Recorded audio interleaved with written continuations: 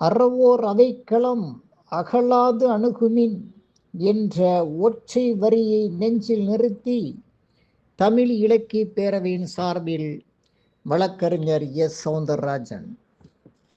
சங்ககாலம் தொட்டு இன்று வரை இலக்கியத்திற்கென்று ஒரு நோக்கம் உண்டு. ஒரு ரயில் ஓடுவதற்கு 2 தண்டவாளங்கள் இருப்பதை போல இந்த தமிழ் சமுதாயத்தில் படைக்கப்பட்ட இலக்கியம் பயணிக்கும் 2 தண்டவாளங்கள் என்ன தெரியுமா?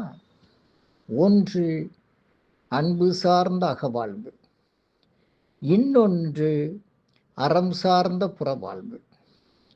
அன்பு சார்ந்த அகவாழ்வும் அறம் சார்ந்த புறவாழ்வும் தான் இலக்கியத்தின் நோக்கம். இன்றைக்கு ஏன் குடும்ப கட்டுமானம் குலைந்து போய்விட்டது? தன்னுடைய சுகத்தில் மூக்கின் நுனியளவு கூட அடுத்தவனுக்கு நான் விட்டு கொடுப்பதை விட இந்த உறவை வெட்டி கொள்வதற்கு தயார் என்று கருதக்கூடிய சமூகம் இன்றைக்கு வந்துவிட்டதே. எந்த இலக்கியமாக இருந்தாலும் அந்த இலக்கியம் மறுவாசிப்புக்கு உட்பட்டது.